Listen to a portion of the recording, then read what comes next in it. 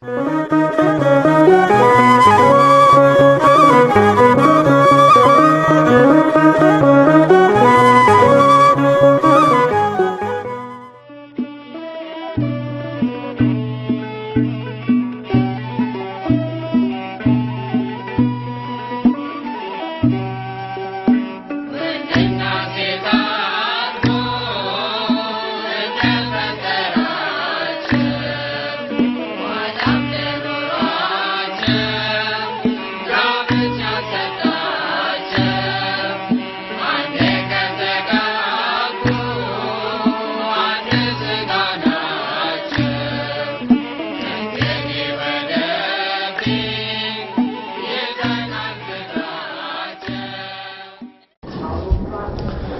الله ወመንፈስ ቅዱስ አሐዱ አምላክ አሜን። አምላካችን ልዑለ ባህሪ እግዚአብሔር ስሙ ለዘላለም የተመሰገነ ይሁን። ዛሬ የምንመለከተው ቃሌን ትምህርቴን ሰምቶ ኩሉኬ ዘይሰም ዘንተ ቃሌ ያስተማርኩትን ትምህርት ያን ሁሉ በአንድ ቀን ያስተማረው አይደለም። ሰምቶ የሚያደርገው ሰው ቢኖር ይመስል በእሴ ጠቢበ ዘሐነጸ ቤት ወዲበኮክ ቤቱን በአለት ላይ የሰራ ምን ሰው ይመስላል ነው የተባለ? ብልህ ሰውን ይመስላል። ዘርም ዝናማት ወውህዝ ዋይስት ወነፍ ነፋሳት ዝናማት ዘነሙ፣ ጎርፍም ምን ሆነ ጎረፈ፣ ነፋሳትም ነፈሱ። ወደፈው ወለውእቱ ቤት ሶስቱም በአንድነት ቤቱን ገፉት። ወይወድቀ ቤቱ ግን አልወደቀም።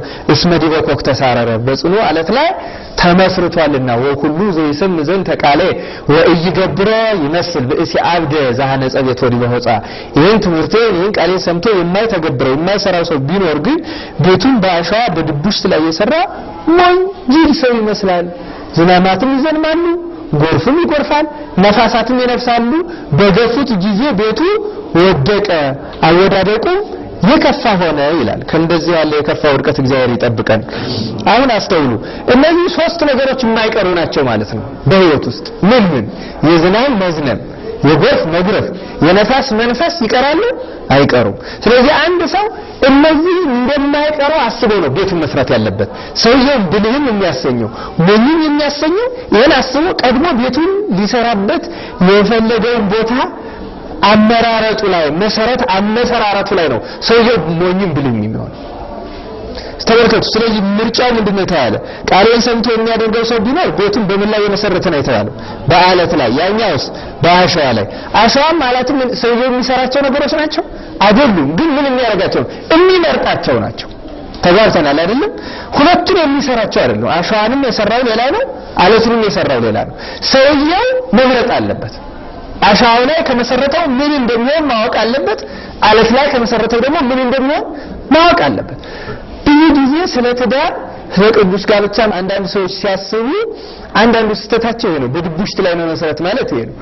ሐሳባዊ ያደርጉታል። ልክ እነሱ ቅዱስ ቁርባን ስለፈጸሙ፣ በተክሊል ስለተጋቡ፣ መሐላ ስለፈጸሙ፣ ስለተጸለየ፣ ስለተዘመረ ብቻ ምንም ፈተና የማይመጣ ይመስላቸዋል። አይደለም። ዝናቡማ ይዘንማል፣ ጎርፉም ይጎርፋል፣ ነፋሱም ይነፍሳል። እነዚህ የሚቀሩ አይደሉም። ስለዚህ አንድ ክርስቲያናዊ ሰው ወደ ጋብቻ ከመግባቱ በፊት በህይወቱ ውስጥ እነዚህ ሶስት ነገሮች እንደሚከሰቱ እንደሚገጥሙት ማወቅ አለበት። ይህን የሚያውቅ ሰው በእነዚህ ተወግቶ ተገፍቶ ላለመውደቅ ምርጫውን የት ላይ ያደርጋል ማለት ነው? አለት ላይ ያደርጋል ማለት። አሁን ማጨት ማለት የትዳርን አለት መምረጥ ማለት ነው። ማጨት ማለት የትዳርን ምን ማለት ነው? የትዳርን አለት መምረጥ፣ የጋብቻን አለት መምረጥ፣ የኑሮን አለት መምረጥ ማለት ነው። ፍትሐ ነገሥትን ብታዩት አንቀጽ 24 ላይ አንዱ አንቀጽ ሙሉ በሙሉ ይሄን የተመለከተ ነው። ማጨትንና ጋብቻን የተመለከተ ነው። በእንተ ፍህረት ይላል። ፈሐረ አጨ ነው። ፍህረት ማለት ማጨት ነው። ርዕሱ ተመልከቱ። በእንታው ሰው አይደለም የሚለው፣ ስለ ጋብቻ አይደለም የሚለው። ስለምን ነው የሚለው? በእንተ ፍህረት፣ ስለ ማጨት። ለምን? የጋብቻው መሰረቱ ምን ስለሆነ ማጨቱ ነው መሰረቱ። ስለዚህ አንድ ሰው አስቀድሞ ማደላደል መምረጥ ያለበት አለቱ ላይ ለመመስረት ነው። ቅዱስ ጋብቻ ውስጥ ልናተኩርባቸው የማይገቡን ሊያሳስቱን የማይገቡ ነገሮች ምን ናቸው? እንዳሻው የምናያቸው መጽሐፍ ቅዱሳዊ በሆነ መንገድ ምን ናቸው ነው። አሁን ብዙ ሰዎች እያሰናከሉ ያሉት ሁለት መሰረታዊ ነገሮች አሉ። እነሱ ላይ እናተኩራለን። የመጀመሪያው ብዙ ሰዎች ወደ ጋብቻ ለመግባት ብዙ ጊዜ ሳያስቡት ድንገት የሚጠላቸው መልክ ነው አይደለም? ድንገት መንገድ ላይ ሊሆን ይችላል፣ በክርስቲያን ውስጥ ሊሆን ይችላል፣ ትምህርት ቤት ሊሆን ይችላል። ድንገት አገባለሁ ብለው ሳያስቡ ድንገት የሚብረከረኩት በመልክ ነው። አንዳንዶቹ የሚፈተኑት ማለት ነው። ክርስቶስ ቤተክርስቲያንን ስለመልኳ አጭቷታል ወይ? መሰረታዊ የቤተክርስቲያን ሊቃውንት ትምህርት እዚህ ላይ ነው የሚመሰረተው። ቅዱስ ጋብቻ ሁሉ ጊዜ ወርቃማው ቃል ብለን ያየነው የኤፌሶን መልእክት የለም የቅዱስ ጳውሎስ ለቅዱስ ዮሐንስ አፈወርቅ ብዙ በጣም አስፍተው አምልተው የተረጎሙት። ሌሎቹም ሊቃውንት ያን ያልተረጎሙ የሉ። ስለ ቅድስት ድንግል ማርያም አስተምሮ ኢሳይያስ 7ን ድንግል በድንግልና ትጸንሳለች ማነሳ ሊቅ የለም። ልክ እንዲሁ ደግሞ ስለ ቅዱስ ጋብቻ አስተምሮ የናንቀጽ የማያነሱ ሊቃውንት የሉ። ማጨት ራሱ ብዙ ጊዜ ልናነሳቸው ስለማጨት እናንሳ ብለን ልናነሳቸው የምንችላቸው ብዙ ጉዳዮች አሉ። ከነዚያ ውስጥ አንዱ ማንይጭ የሚለው ነው። ማንይጭ የሚለው አይደለም ብዙ ጊዜ አንፈጅም። እንደዚህ ነው ብትባሉም አትተገብሩትም። ከየትኛው ማቅጣጫ የመጣው አሁን ተቀባይነት ሊኖረው ይችላል። በቤተክርስቲያን ትምህርት ግን ጋብቻ የክርስቶስና የቤተክርስቲያን የመለኮትና የትስብእት ምሳሌ ነው። ስለዚህ መለኮት ትስብእትን አጨ እንጂ ትስብእትን መረጠ እንጂ ትስብእት መለኮትን አላጨም አልመረጠም አይደለም እንዴ? የትስብእት አስገኘው ደግሞ ማን ነው? መለኮት ነው አይደለም እንዴ? ፈጣሪው። ስለዚህ ተገኝ አስገኝን አያጨው። ተገኝ የሚገኘው ኋለኛው ፊተኛው ተገኙ አስገኝን አያጨው። በዚህ ምክንያት ሴት ወንድን አትጭ የሚለው የቤተክርስቲያን ትምህርት መሰረቱ ይሄ ነው። መሰረታዊ ምክንያቱ ባል የመለኮት ያስገኝ ሚስት ደግሞ የትስብእት የተገኝ ምሳሌዎች ናቸው አይደለም እንዴ? ወይም ደግሞ ባል የክርስቶስ ሚስት ደግሞ የማን ምሳሌ ናት ብለናል? የቤተክርስቲያን። ስለዚህ ክርስቶስ ቤተክርስቲያንን መለኮት ትስብእትን አጨ መረጠ እንጂ ቤተክርስቲያን ክርስቶስን ትስብእት መለኮትን አላጩም አልመረጡም። በዚህ መሰረታዊ ምክንያት መጽሐፍ ቅዱስን ስትመለከቱት ስለማጨት ሲያነሳ በወንዱ አንቀጽ ወንዱ ሴቲቱን በሚፈልግበት አንቀጽ ነው የሚናገረው። ተጓብተናል አይደል? ሴቲቱ ወንዱን እንዲህ አድርገሽ እጪ እንዲህ አድርገሽ ፈልጊ የሚል ጥቅስ አሁን አናገኝም። የምናገኘው ምን የሚል ነው? ወንዱ ሴቲቱን እንዴት እንደሚያጭ፣ እንዴት እንደሚመርጥ፣ እንዴት እንደሚመለከት፣ እንዴት እንደሚያይ ነው። የሴቶቹ የምርጫ ዕድል ከምንድን ነው ካል የሴቶቹ የምርጫ ዕድል በትርጓሜ ካየነው ወርቃማ ዕድል ነው። ምክንያቱም የሚመርጡት ከሚመርጧቸው ውስጥ ነው አይደለም? ከሚመርጧቸው ውስጥ ሺህ ያጫታል አንድ ያገባታል ሲባል ሰምታችሁ አታውቁ? አዎ እንደዛ ነው። ሺህ ያጫታል አንድ ያገባታል ማለት ሺዎች ይመርጧታል፣ ከሚመርጧት ውስጥ እሷ ትመርጣለች ማለት ነው። ተጓብተናል አይደል? የማን ዕድል ይሻላል? ወንዶቹ ይሄን ብናገኘው ሳይሉ አልቀሩም። ይህ መሰረታዊ ምክንያት ነው የመጽሐፍ ቅዱስ። ምክንያቱም ሊመረዳ ያስፈልጋል። የዲሞክራሲ የመብት የምን ጉዳይ አይደለም። ቅዱስ ጋብቻ ነው ካል ቅዱስ የሚያሰኘው አንድ መሰረታዊ የሆነ የቤተክርስቲያን ምስጢር አለ አይደለም እንዴ? ከዛ ውስጥ እግዚአብሔር ያዘጋጀው መሆኑን የሆነው ካል ይህን እግዚአብሔር ያዘጋጀበትን ዓላማ መቀበል ትልቅ እምነት ነው በእውነት። ቅዱስና የሚመነጨው ከዚህ ነው ራሱ ያን እግዚአብሔር ያዘጋጀውን በመቀበል በማመን እስኪ የሚታጣ ነገር አለ ወይ? አሁን ብዙ ሰዎች ምን ብለው ይጨነቃሉ? ከሴቶቹ አንዳንድ ጊዜ የምንፈልገውን ጥሩ ሰው ባናገኘው ብለው ሊጨነቁ ይችላሉ። በመምረጣቸው ነው የሚያገኙት? በማመናቸው የትኛው ይሻላቸዋል? የበለጠ በየትኛው ያገኙታል? እነሱ የሚፈልጉት ሁሉ ይጠቅማቸው ይሆን? ይህ ለወንዶችም የሚሰራ ነው በእርግጥ አይደለም እንዴ? ስለፈለግን ብቻ በሆነ ነገር ስለተሳብን ብቻ ትዳራችን ቅዱስ የተሳካ ይሆናል ማለት አይደለም። በሃይማኖት ካለን ግን ይሆናል። ተጓብተናል አይደል? በእምነት ውስጥ ያለ ሰው ባለማወቅ ምክንያት ተሳስቶ እንኳን ቢያደርገው እግዚአብሔር ይጠብቀዋል፣ ያስተካክልለታል። ከእምነት አልፎም በብልጣብልጥነትና በመራቀቅ የፈለኩትን አልጣ በሚል መንፈስ ማለት ነው በተለየ ስሜት የምናደርገው ሁሉ ወንድ በመሆኑና የማጨት ዕድል በመሰጠቱ ሁሉ ጊዜ ትክክልና ተጠቃሚ ሊሆን አይችልም። ተጓብተናል አይደል እንዴ? አሁንም በእምነትና በመጽሐፍ ቅዱስ መሰረት ካላደረገው ሴቲቱን በዚያ መሰረት ካላደረገችው ሊጠቀምበት አይችልም። ቅድስና በእኛ ፎርሙላ የሚሰራ ስላልሆነ ቢሆን ኖሮ እግዚአብሔር ለምን ያስፈልግ ነበር አይደል እንዴ? ቅድስና እኛ የምንሰራው ቢሆን ኖሮ ያስፈልግ ነበር እንዴ? አያስፈልግም። ቅድስና በማመን እግዚአብሔርን የገለጠው ምስጢር በመቀበል የሚደርስበት ጸጋ ሀብት ነው።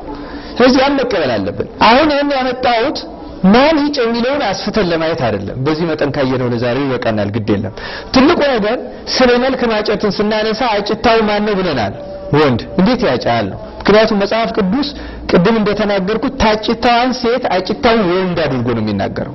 ጥቅሶቻችን በዚህ መሰረት ስለሚሄዱ ከእሱ እንድንነሳ ነውና ክርስቶስ ቤተክርስቲያንን ያጨበትን ስናየው ቅዱስ ጳውሎስ በዚህ በቲቶ መልእክቱ ቲቶ ምዕራፍ 3 ላይ እኛ ደግሞ አስቀድመን የማናስተውል ነበርንና የማንታዘዝ የምንስት ለምኞትና ለልዩ ልዩ ተርና እንደ ባሪያዎች የምንገዛ በክፋትና በምቀኝነት የምንኖር የምንጣላ እርስ በርሳችን የምንጠላላ ነበርን አስቀድመን እንደዛ ነበርን ይላል። ምን ያህል እናስጠላ ነበር ለማለት ነው።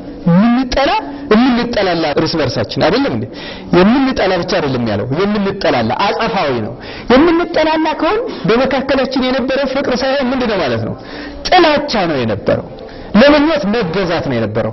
መሳት ነው የነበረው።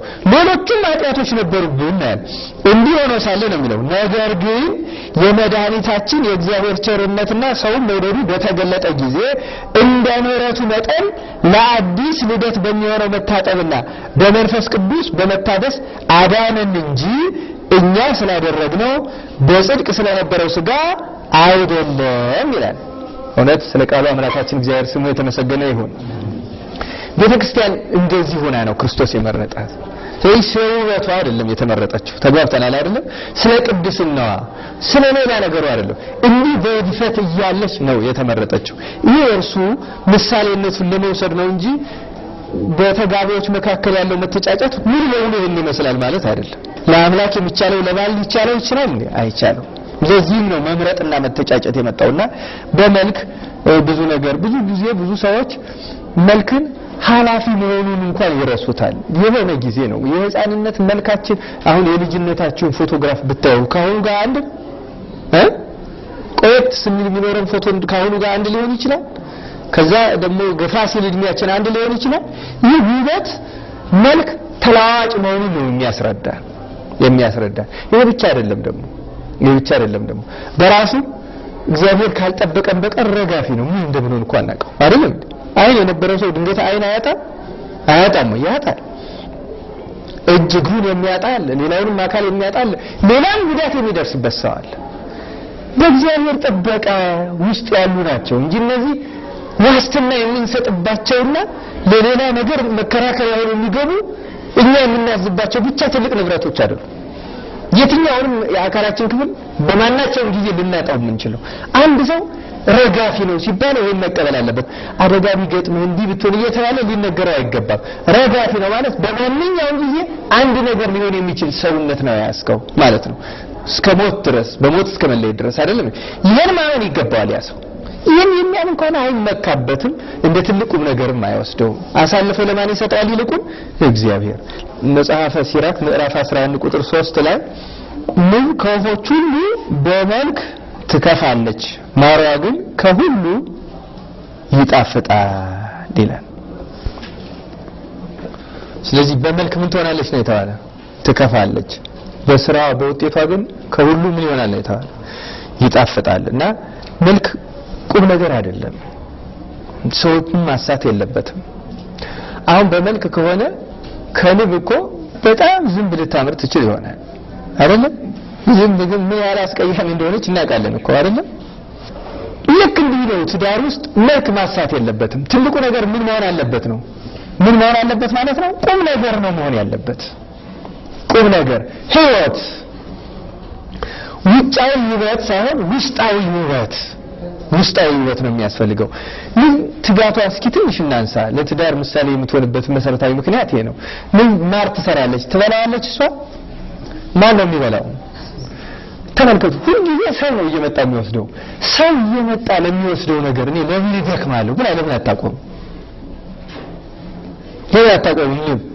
እሷም አትጠቀምበት ከሆነ ሌሎች የሚጠቀሙበት ከሆነ ለምን እኔ ለማልጠቀምበት ነገር እደክማለሁ ብላ ለምን አታቆመው ነው ጥያቄው ምን መልሱ ትጉ ስለሆነች ብቻ አይደለም ተጠቃሚ አይደለም እሷን የሚያጓጓት እውነት ነው በስነ ፍጥረት በተሰጣቸው ምንም እንደኛ እንደሰው ገዛን ባይኖራቸው ማለት ነው እንደኛ ነፍስ አዋቂት ነፍስ ባይኖራቸው በዚያች በተሰጣቸው ደመ ነፍሳዊት ዕውቀት እንኳን ይከላከላሉ በርግጥ ዝም ብለው አይሰጡም ሁሉም ነገር አይደለም ግን መቼም ቢሆን መየሰዱ ከትጋቷ ወደ ኋላ አያስቀራት ምን ማለት ነው ስራዋን ኩርሻ አይከለክላትም ማለት ነው እስኪ አሁን ያራያችን መርመረው መስሪያ ቤትም ላይ የትኛውም ቦታ ላይ ለስራ ያለን መንፈስ እና ትጋታችን እስኪንመዝነው ልክ እንደዚህ ሁሉ ጊዜ የድካማችን ዋጋ ሌሎች ቢወስዱት ምን የሚሰማን ይመስላችኋል የድካማችን አሁን የዚህ ወር ደግሞ ሌላው ሰዎች ቢወስዱት የሚቀጥለውን መተው ቢወስዱት ትሄዳላችሁ እና ትሰራላችሁ ትጋት ባህሪ የሆነ ሰው ግን አያቋርጥም ማለት ነው መልሳቸው እንደዚህ ነው አቡነ ዮሐንስ የሚባለው የትግራይ ሊቀ ጳጳስ ነበሩ ትግራይ በአሁኑ መንገድ ክልል ሳይሆን ማለት ነው በደርግና በጃንሆይ ጊዜ ታዲያ አቡነ ዮሐንስ በጣም ትጉ ከሚባሉት አባቶች አንዱ እሳቸው ናቸው ስራ የሚባል የማይፈቱ በጣም ለስራ ረፍት የሌላቸው ሰዎች ናቸው እና አንድ ተማሪ ስራ ፈቶ ትምህርት ፈቶ አግኝቶት የተናገሩት ነገር አለ ትምህርት ለምን አቆምክ አሉት እሳቸው ለምን ትምህርት አቆምክ ሲሉት ራበኝ ምን እየበላው ማራለው አላቸው ታያሳቸው ታዲያ ምን እየበላህ ትደነቁራለህ አሉት አይቀርማ መኖሩ አይቀርም እኮ አይደለም እንዴ ያ ሰው መኖሩ አይቀርም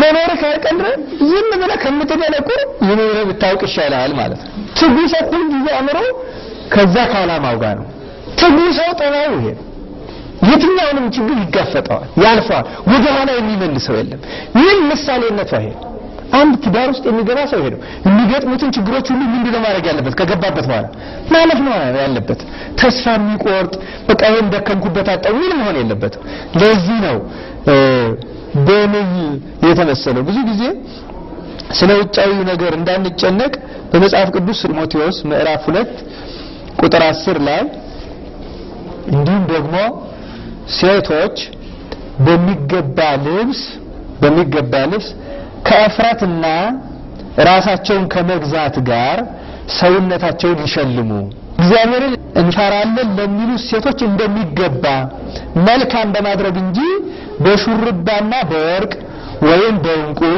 ወይም ዋጋው እጅግ በከበረ ልብስ አይሸለሙ ይላል ሁለት መሰረታዊ ነገሮች አንደኛ በሚገባ ልብስ የሚገባ የሚባል አለ ማለት ነው ይሄን ሲያጠነክረውታቸው ወረዳለን ምን አለ እግዚአብሔርን እንፈራለን ለሚሉ ሴቶች እንደሚገባ እንዴት ነው የተገባው ስትሉ ደግሞ እንዴት ነው ብላችሁ የምትጠይቁ ከሆነ እግዚአብሔርን እንፈራለን ለሚሉ ሴቶች እንደሚገባ ለወንዶች ምን ይሆናል ማለት ነው እግዚአብሔርን እንፈራለን ለሚሉት ወንዶች እንደሚገባ ተጋብተናል አይደል አሁን አለባበስ መቼም ቅጣቷል በአሁኑ ጊዜ ማለት ነው ሰውነትም የእግዚአብሔር ቤተ መቅደስ የሆነ እስከማይመስል ድረስ ተጥሏል አይደለም በተለይ ደግሞ እህቶቻችን በሴቶቹ በኩል ይሄን አታዩትም የገላ መገላመጥ የሰውነት መገላመጥ እሱ የተገባ አይደለም በመጽሐፍ ምክንያቱም ሰውነት የማን ቤተ መቅደስ ነው የእግዚአብሔር ቤተ መቅደስ ነው ክርስቶስ ቤተ መቅደስ ስለሆነ ይጠበቃል ይከበራል ከሞትን በኋላ እንኳን ቄስ ሊገንዘው የሚገባ ለዚህ ነው ቄሱ አጥቦ በስነ ስርዓት ይገንዘዋል የምእመን ግንዘት የዲያቆን ግንዘት የቄስ ግንዘት የመነኩሴ ግንዘት ራሱ የተለያየ ነው አገናነዙ ራሱ ሰውነታችን የሚያርፍ እጁ ላይ የሚያርፋል እጁ ህብረተ ስጋ ላይ የሚያርፋል እጁ የሚዘረጋል ይሄን ለማስተማር አይደለም ይሄ ከሰውነቱና ከነበረበት አገልግሎት የተነሳ የከበረ ስለሆነ ነው ቄሱ ይጠበው ብቻ አይደለም ይሳመው ይላል በኦሪት ጊዜ አንድ አስከሬን የነካ ሰው ሳያስበው ቢነካ የረከሰ ሰው ተብሎ አንድ ቤት ይዘጋበትና ብቻውን ውሎ ገላው ታጥቦ ከዛ በኋላ ነው ከሰው ጋር የሚገናኝ የረከሰ ነበር በክርስትና ግን እንደዚህ አይደል ለምን የክርስቲያን ሰውነት ምን ስለሆነ ስለከበረ የእግዚአብሔር ቤተ መቅደስ ስለሆነ ከሞትን በኋላ እንኳን የከበረ ቤተ ክርስቲያን የሚያርፈው ለዚህ ነው ከሞትን በኋላ ምስጢር አለው አቀባበሩ ምስጢር አለው የከበረ ሰውነት ስንሞት ያን ያህል ክብር የሚሰጠው ሰው ከሆነ ስንኖርና ምን ያህል ክብር ያለው ሰውነት ይመስላችኋል? አይደለም እንዴ? ምንም ቢሆን እግዚአብሔር የሰጠው ክብር ይበልጣል። ከዚህ የተነሳ ተፈጥሯዊ በሆነና እግዚአብሔርን እንፈራለን ለሚሉት ሰዎች እንደሚገባ በሆነ አኗኗር ላይ የተመሰረቱ ሰዎች ጋር ነው ማለት ነው። የኛ አያችሁ አሁን እየጠበበልን አልመጣም። እነማን ጋር ነው ልንጋባ የምንችለው ስንል እግዚአብሔርን የሚፈሩ ሰዎች ጋር አልመጣም። እነሱ እንዴት መልበስ እንዴት መኖር አለባቸው? አንዱ የምናውቃቸው እኮ ለዚህ ነው ለመልካቸው። ለዚህ አንዳንድ ሰዎች ከተፈጠሩበት በስነ ፍጥረት ከተቀበሉት መልክ በላይ ያምራቸዋል። እነዚህ ራሳቸው ጠልተውታል ማለት ሌላ ተጨማሪ በጣም ይሄ በነገራችን ላይ በስነ ልቦና ኖርማል አይደለም፣ ጤና አይደለም። እንደው የሚችሉ ቢሆን አፍንጫቸውን ሁሉ ሰራርተው ጥርሳቸው ሁሉ ሰውነታቸው እንዲወጡ የሚቀራቸው ያህል ፍላጎት ያላቸው ሰዎች ካሉ እነዚህ ሰዎች በአስተሳሰብ በሽታ ውስጥ ነው ያሉ ማለት ነው። ተግባብተናል አይደል? በተፈጥሮ የተሰጣቸው መውደድ ማክበር መጠበቅ አለባቸው። እግዚአብሔር እንፈራለን ለሚሉት ሰዎች እንደሚገባ የተባለው ለዚህ እነዛ እግዚአብሔር የሰጣቸውን የሚቀበሉ ናቸው። ምን ጉድለት የለው። የሚገባ ጌጥ አለ፣ የሚገባ መሸለም አለ፣ የሚገባ አለባበስ አለ፣ የሚገባ አኗኗር አለ። ይሄ ሁሉ ከዚሁ መልክ ከምንለው ጋር የሚገናኝ መሰረታዊ ነገር ነው። ማቴዎስ ወንጌል ምዕራፍ 23 ቁጥር 25 እስከ 26 እናንተ ግብዞች ጻፎችና ፈሪሳውያን በውስጡ ቅሚያና ስስት ሞልቶ ሳለ የጽዋውንና የወጭቱን ውጭ ስለምታጠሩ ወዮላችሁ። አንተ ዕውር ፈሪሳዊ ውጭው ደግሞ ጥሩ እንዲሆን አስቀድመው የጽዋውንና የወጭቱን ውስጡን አጥራ ይላል። መጀመሪያ ምኑ ይጥራ ነው የተባለው? ውስጡ ይጥራ። ከዛ በኋላ ውጭ ምን ይሆናል? ይጠራል። እሱ ችግር የለውም። ምሳሌ ነው ይሄ። ምን ማለት እንደሆነ እንረዳዋለን ወይም ተተርጉሞልናል፣ ሰምተናልና አንድ ሰው መፈተሽ መመርመር መታየት ያለበት ከምን የተነሳ ነው? ከውስጡ የተነሳ ነው። ከውስጡ የተነሳ ነውና ያ በነገራችን ላይ ከውጭም በመልክ ላይ እንድንመሰረት ያደረገን እኮ በውስጥ ያለን አስተሳሰብ ነው አይደል? ለመልክ ያለን አስተሳሰብ አይደለም፣ ለሱ ያለን አስተሳሰብ እኮ ነው። በኢትዮጵያ የሚተረት ተረት ጥምቀት ላይ ሚስት አጭተው የሚያገቡ ሰዎች አሉ። ታዲያ ምን አለ ሰውየው አሉ በአመቱ ካገባ በኋላ ያምናው ጥምቀት እኔን ወጋ፣ የዘንድሮ ጥምቀት ማንን ይወጋ ይሆን አላሉ። ጥምቀት አይደለም የወጋው፣ የተወጋው ራሱ ነው። ምክንያቱም ራሱ ነው የመረጠው እኮ አይደል እንዴ? ጥምቀት መርጦለታል? አልመረጠለትም። ንግግሩ ስተት አለው፣ ግን ምን ወስደው ፍሬ ነገር አለ። የመረጠም እሱ ነው። እንግዲህ ተመልከቱ፣ እዛ ጥምቀት ላይ በመልክ አጭቶ አግብቶ ነው፣ ግን መልክ አንድ አመት አላኖረው። በአንድ አመት ውስጥ ብዙ መከራ ተረፈ ብሎ ነው እያማረረ ያለው። ይህ እስከዚያ ደረሰ። አነጋገሩ ራሱ ላይ ስለሚያሳዝነኝም ነው ያነሳሁት። ሰዎች ራሳቸው ወስነው ባደረጉት ነገር ተጠያቂው ሁሉ ጊዜ ሌላ ነው የሚያደርጉት እንጂ ጥምቀትማ በዓሉ እንዲያከብር እንዲቀደስ እንዲባረክ ከጥምቀት በዓል በረከት እንዲሳተፍ ነበር የጥምቀት በዓል ዓላማ ይሄ ነው። ባህሉ ስላለም ነው የተነገረ። የሆነ አካባቢ እንደሆነ ብዙዎቹ አካባቢዎች ላይ የለም እስከምናውቀው ድረስና የሁሉ አድርገን መናገር የለብን። መሰረታዊ ነገር ግን ምንድነው? መልክ እንደዚህ ነው። መልክ እንደዚህ ነው፣ ያስታል። በዚህ አይነት ታጥባ ተኩላ ተሰርታ አገኛት፣ ወሰዳት፣ በቃ ሊኖር አልቻለም። ለምን? ውጭውን ነው እንጂ ውስጡን አላየም። ጌታን በወንጌል የተናገረው ነውና መሰረታዊ ነገር ውስጣዊ ነገር ነው። የአንድ ሰው አስተሳሰቡ፣ እምነቱ፣ መታዘዙ ይሄን የመሰለው ነገር በክፍል 2 ትምህርታችን ላይ አጠንከረን ካየናቸው ነገር ውስጥ አንዱ ትዳርን የሚያጸኑት ብለን የሴቲቱ ለባሏ ምን መሆን ነው? መታዘዝ። ይሄ መታየት አለበት። ለማ እንዴት እንድትታዘዝ ተጽፏል። እንዴት አድርጋ ትታዘዝ ነው የተባለ? ለጌታ እንደምትገዛ ሆና ይላል አይደል? ልክ በዚያ መጠን ልትታዘዝ የምትችል፣ በዚያ መጠን የምታምን፣ በዚያ መጠን የምታውቅ መሆኗል። እሷን ደግሞ ክርስቶስ ቤተክርስቲያንን እንደሚወዳት አድርጎ ይውደዳት የሚለውን አውቃ ተምራ በዚያ መጠን ጋብቻ ውስጥ ሊኖር የሚገባው ፍቅር ክርስቶስ ለቤተክርስቲያን ያሳያት ወይም ያደረገላት የፍቅር መጠን የፍቅር አይነት ያ አይነት የተቀደሰ ፍቅር መኖሩን መዝና መርምራ ይሄንን ነው መርምራ መጋባት ያለ። ይሄ ውስጥ ነው፣ የውጭ ሊሆን ይችላል። ይሄ ከመልክ ማወቅ ይቻላል። ይሄን ነገር አይቻልም። ይሄን ማወቅ አይቻልም። ከመልክ ካለባበስ ካነጋገር ልናውቀው እንችላለን። ይሄን ከህይወት የምንረዳው እግዚአብሔርም ደግሞ እንዲገልጽልን ስንለምነው የሚገልጽልን ነው። ሴቶቹም ደግሞ በሌላቸው የሚመጣው በእርግጥም በመጽሐፍ እንደተጻፈው ያለ እንደዚህ ያለ ሰው ከየት ነው ማገኘው ብለው ረጅም ጊዜ ይወስዳሉ። ወንዶችም ደግሞ እንደዚህ አይነት ሴት ከየት አገኛለሁ ብለው ይጨነቃሉ። አንድ ጥቅስ ላንብብ። መጽሐፈ ምሳሌ ምዕራፍ 31 ከቁጥር 10 ጀምሮ እንዲህ ይላል፣ ልባም ሴትን ማን ሊያገኛት ይችላል ይላል። ማጨት የወንዱ ነው ካል ወንዱ ሴቲቱን የሚያጭ ከሆነ የምትታጨው በውስጣዊ ነገሯ ከሆነ ውስጣዊ ነገሯ የተገለጸው በልባምነት ነው አይደለም? ልባም ሴትን ማን ሊያገኛት ይችላል ካለ በኋላ ዋጋ ከቀይ ዕንቁ እጅግ ይበልጣል፣ የባሏ ልብ ይታመንባታል፣ ምርኮም አይጎድልባትም፣ እድሜዋን ሙሉ መልካም ታደርግለታለች፣ ክፉም አታደርግም። የበግ ጠጉርና የተልባ እግር ትፈልጋለች፣ በእጆቿም ደስ ብሏት ትሰራለች። እርሷ እንደ ነጋዴ መርከብ ናት፣ ከሩቅ አገር ምግቧን ትሰበስባለች። ገና ሌሊት ሳለ ትነሳለች፣ ለቤቷም ሰዎች ምግባቸውን ለገረዶቿም ተግባራቸውን ትሰጣለች። እርሻንም ተመልክታ ትገዛለች፣ ከእጇም ፍሬ ወይን ትተክላለች። ወገቧም በኃይል ትታጠቃለች፣ ክንዷንም ታበረታለች። ንግዷ መልካም እንደሆነ ትመለከታለች፣ መብራቷ በሌሊት አይጠፋም። እጇን ወደ አመልማሎ ትዘረጋለች፣ ጣቶቿም እንዝርትን ይይዛሉ። እጇን ወደ ድሃ ትዘረጋለች፣ ወደ ችጋረኛም እጇን ትሰዳለች። ለቤቷ ሰዎች ከበረዶ ብርድ የተነሳ አትፈራም፣ የቤቷ ሰዎች ሁሉ እጥፍ ድርብ የለበሱ ናቸውና። ለራሷም ግብረ መርፌ ስጋጃ ትሰራለች፣ ጥሩ በፍታና ቀይ ግምጃ ትለብሳለች። ባሏ በአገር ሽማግሌዎች መካከል በሸንጎ በተቀመጠ ጊዜ በበር የታወቀ ይሆናል። የበፍታ ቀሚስ እየሰራች ትሸጣለች፣ ለነጋዴም ግግ ትሸጣለች። ብርታትና ከበሬታ ልብሷ ነው። በኋላም ዘመን ላይ ትስቃለች፣ አፏን በጥበብ ትከፍታለች። የርኅራኄ ሕግ በምላሷ አለ፣ የቤቷን ሰዎች አካሄድ በወራት ትመለከታለች። የሐኬትን እንጀራ አትበላም፣ ልጆቿ ይነሳሉ ምስጋናዋንም ይናገራሉ። ባሏ ደግሞ እንዲህ ብሎ ያመሰግናታል፣ መልካም ያደረጉ ብዙ ሴቶች አሉ፣ አንቺ ግን ከሁሉ ትበልጫለሽ።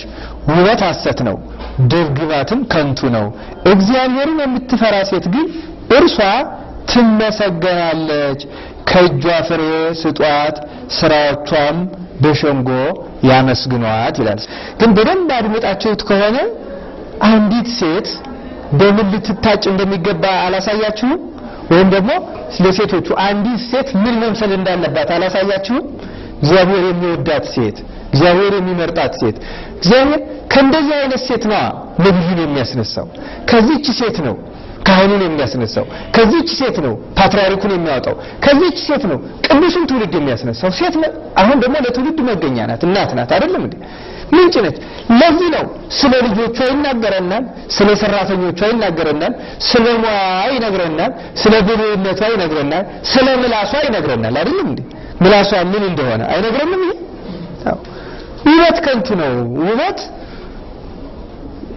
ደምግባትም ከንቱ ነው አይደለም የሚለው ከንቱ ነው። ምን ያላት ትበልጣለች ነው አለ። እግዚአብሔርን የምትፈራ ሴት ከሁሉ ትበልጣለች።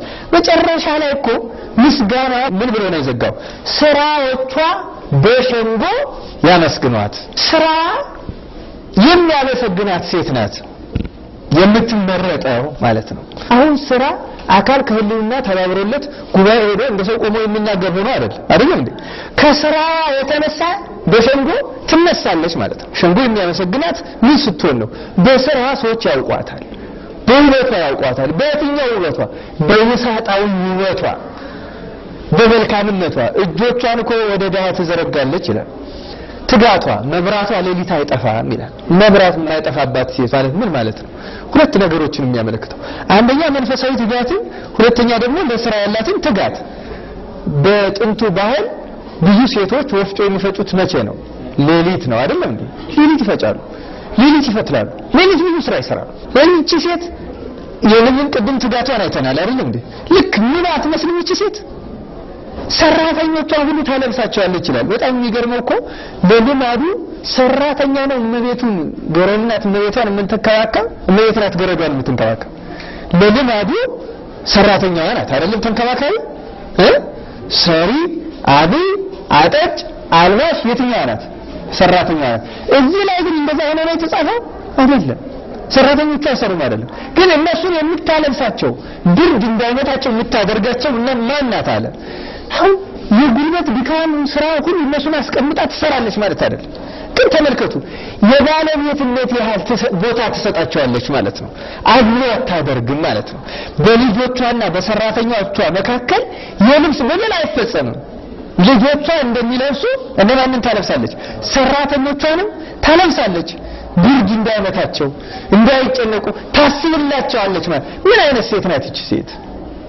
አሁን ተመልከቱ ይሄ ትምህርት የሚሰጥበት በመጽሐፍ ቅዱስ የተጻፈበት በሊቃውንት የተተረጎመበት ዋና ዓላማ ሰዎችን ወደዚህ ህይወት መምራት ነው፣ ሌላ አይደለም እኮ። ሰው በህይወቱ ይለወጣል። የማይለወጥ ቢሆን እኮ ለምን እንደክምበታለን? ለምን ትምህርት ይሰጣል? እና ሰው ይለወጣል፣ ይሰማል፣ ይጸልያል። ማን ይረዳዋል? እግዚአብሔር ይረዳዋል። እግዚአብሔር ስለሚረዳው ህይወቱ የማይለወጥ ሰው የለም።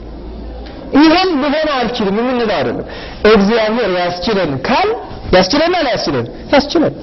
ያስችለናል። በመጽሐፍ ቅዱስ ብዙ አይነት ከማርያም ግብፃዊት በላይ ዘማ ሴት አልነበረም። ግን በኋላ ደግሞ ለወረ ብፁዓንን ገብቶ ያየውና የእነሱን ነገር የነገረን ታሪካቸውን ዘግቦልን የመጣው ገብቶ የወጣው አባ ዞሲማስ ጻድቁ ካህን በሷ እጅ ተባርኳል። ለዚያ በቃት በቅታ ማለት ነው ማርያም ግብፃዊት አይደለም እንዴ? ሰው እንደዚህ መሆን ይችላል። ሙሴ ጸልይ ከሽፍትነቱ የተነሳ ከአስቸጋሪነቱ የተነሳ ሰዎች ሁሉ በዚህ መንገድ ሲሄድ ሙሴ ጸልይ የተባለው ሽፍታ አታገናኘን እያሉ ይጸልዩበት ነበር። በኋላ በዘመኑ ገዳም ገብቶ ለቅድስና በቅቶ ያለውን የቅዱሳን ታሪክ ስናይ ደግሞ ምን ነበር የሚሉት? እግዚአብሔርን ይለምኑት ነበር። እባክህ ሙሴ ጸልይ አንድ ጊዜ እንኳን እንድናየው ፍቀድልን። አያችሁ አታሳየን እየተባለ ይጸልይበት የነበረ ሰው ወደ ምን ተሸጋገረ? እባክህ እሱን አሳየን እየተባለ እግዚአብሔር እንደገና ተለመነ። ለዚህ ሰው ይለወጣል አይለወጥም? ምን ጥርጥራለሁ እንጂ በቃ እነዚህ እንደዚህ ናቸው ተባብለን ኃጥአንና ጻድቃንን ተካፋፍለን ለመለያየት አይደለም። ኃጥአን ጻድቃን እንዲሆኑ የማያስተውሉ ሰዎች አስተዋዮች እንዲሆኑ ልባሞች ያልሆኑ ሰዎች ወደ ልባምነት እና በዚህ መጽሐፍ ሶሎሞን እንዳለ በቃ ዋጋ ከቀይ ዕንቁ እጅግ ይበልጣል። በምን ሊተመን ይችላል? ምክንያቱም ተመልከቱ ሰውነት ነው ለእግዚአብሔር ትልቁ ዋጋው፣ እውነተኛ ሰው መሆን አይደለም እንዴ? ያን ደግሞ በምን ልንወስነው ይችላል? አንድ ሰው በእርግጥም ሰው ሆኖ ከተገኘ አንድ ሰው በእርግጥም እውነተኛ ፈሪሃ እግዚአብሔር ያለው ከሆነ በየትኛው ዕንቁ ዋጋው ሊተመን ይችላል እንዴ? በምን ልንተምናቸው እንችላለን? እነዛ ሁሉ ቅዱሳን፣ እነዛ ሁሉ ሰማዕታት፣ እነዛ ሁሉ ደጋግ እናቶች፣ ደጋግ አባቶች ዋጋቸው ምን ሊሆን ይችላል? ምንም ሊተምነው አይችልም። ምክንያቱም መጀመሪያ በጥንተ ፍጥረት ራሱ ሰው ሁሉንም ይበልጣል አይበልጥም? በዚህ ላይ ደግነት ሲጨመርበት፣ ቅድስና ሲጨመርበት፣ ተጋርኖ ሲጨመርበት ምን አይነት ዋጋ ሊገዛቸው ይችላል? ምንም ሊገዛቸው አይችልም። እንዲህ ያለውን ብልህነት እግዚአብሔር ይስጠን።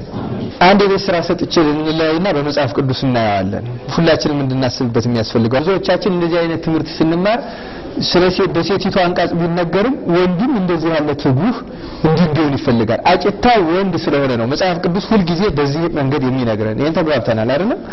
ይሄ ከሆነ ወንዶችም እንዲሆኑ ነው የሚጠበቁ። እንዲህ ያለ ትጉህ ፈሪሃ እግዚአብሔር ያለው ዋጋው ከቀይ ዕንቁ የበለጠ ሰራተኞችን የሚመግብ ሚስቱን እንደ አካሉ የሚወድ ወይም ክርስቶስ ቤተክርስቲያን እንደወደዳት የሚወድ ልክ ባለፈው እንደተማርነው የራስን ስራ የሚሰራ ራስ የብልቶችን በሽታ ሁሉ እንደሚሸከመው እሱ የቤተሰቡ ሁሉ በሽታ የሚሸከም እንዲህ ያለው ኮዴት ይገኛል። እንዲህ ያለችው ኮዴት ትገኛለች። በርሱ የመጀመሪያው የዚህ ትምህርት ዋና ዓላማ አሁን ሌላውን ሰው መፈለግ ላይ አይደለም ማተኮር ያለብን ራሳችንን ሴቶቹ እኔ ይቺን ሴት ነኝ ወይ ብላችሁ እንድትጠይቁ ተጓብተናል አይደለም? በመጽሐፍ ቅዱስ እንዲህ ተብሎ ወደ ተነገረላት ሴት ራሴን ማሳደግ እችላለሁ? መለወጥ እችላለሁ? ይቻላል አይቻልም? ይቻላል። እንዴት ለውጣለሁ ብላችሁ እንድታስቡ። ወንዶቹስ ልክ አንድ በመለኮት የተመሰለ በክርስቶስ የተመሰለ ወንድ እሆናለሁ ወይ? ወንድ ነው የተመሰለው በማጨት መለኮት እና ትስብእትን አጨ መለኮት የወንዱ ምሳሌ ነው ብለናል አይደል እንዴ? ክርስቶስ ቤተክርስቲያንን ወንዱ የማን ምሳሌ ነው? የክርስቶስ ምሳሌ። በዚህ መጠን ነኝ ወይ ነው? እኔ አንዳንዱ ሰው ቁጭ ብሎ ሚካኤል የገብርኤል እህት የምትመስል ሴት የሚፈልግ ሰው አለ። እሱ እኮ የዲያብሎስ ትንሽ ወንድም ሊሆን ይችላል በግብሩ። እነዚህ አንድ ላይ ሊኖሩ አይችሉም። ተግባብተናል አይደል? መጀመሪያ ራሱን እኔ ከነ ሚካኤል ወገን ነኝ ወይስ ከነዚህ ወገን ነኝ ብሎ ነው መመርመር ያለበት አይደለም እንዴ? በወደፊት እንደምናየው መልከ መልካሞች ሆነው በቅድስና ያጌጡ አሉ። እነሱ ስማቸው እስከ መልካቸው በመጽሐፍ ቅዱስ ተነስቷል። የተነሳበት መሰረታዊ ዓላማ አለ። እሱን እናያለን በሚቀጥለው ጊዜ። ትልቁ ጉዳይ እውነት ነው የምነግራችሁ ራስን ማዘጋጀት ነው። አሁን በሚቀጥለው ትምህርት ስንገባ እዚህም ላይ ነው የምናሰፋው። ራሳቸውን ያዘጋጁ ሰዎች አጥተዋል ወይ? አላጡ። ራሳቸውን ሳይሰሩ ሌላ መንጥረው የሚያዩ ሰዎች አያገኙ ነው። በታይና አልተቀየረም። ራሳቸውን ካልሰሩ ሊቀየር ይችላል? አይቀየርም። በሌላ አስተሳሰብ ውስጥ ነው፣ በሌላ አመለካከት ውስጥ ነው፣ በሌላ ፍላጎት ውስጥ ነው። ምንም እነሱ ያኛው ሰው ራስን ሳያስተካክሉ ሌላው የተሟላለትና ቅዱስ በመሆኑ ብቻ ጋብቻ የተስተካከለ ሊሆን ይችላል? አይችልም። ትልቁ አንድ ተጋቢ አንድ ወደ ማጨት የሚሄድ ሰው የመጀመሪያውና ዋናው ስራው ራሱን ማስተካከል ነው። ራሱን የሚያስተካክል ከሆነ ከሱ ጋር ማን ይሆናል? እስኪ መልሱልኝ። እግዚአብሔር ከእርሱ ጋር ይሆናል። እግዚአብሔር ከእርሱ ጋር የሆነ ሰው ምን አይነት ሰው ነው ሊያገኝ የሚችለው?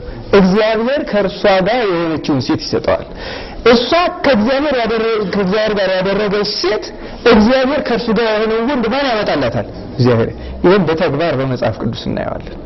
እኛ ራሳችንን ከእግዚአብሔር ጋር ሳናደርገው ግን የእግዚአብሔርን ሰው መፈለግ ስህተት ነው። ምኞቱ መቼስ መልካም ምኞት ክፉ ነው አይደለም፣ ግን ትዳርን ወደ ቅድስና አይወስደውም። ራሳችንን ወደ ቅድስና መንሽር ነው ትዳርንም ወደ ቅድስና የሚወስደው። ራሳችንን መንፈሳዊ ማድረግ ነው ጋብቻችንን መንፈሳዊ የሚያደርገው፣ ትዳራችንን መንፈሳዊ የሚያደርገው። አለቱ ማለት ይሄ ነው። ስለነበረን ጊዜ ሁሉ አምላካችን የእግዚአብሔር ስም የተመሰገነ ይሁን። ወስብሐት ለእግዚአብሔር።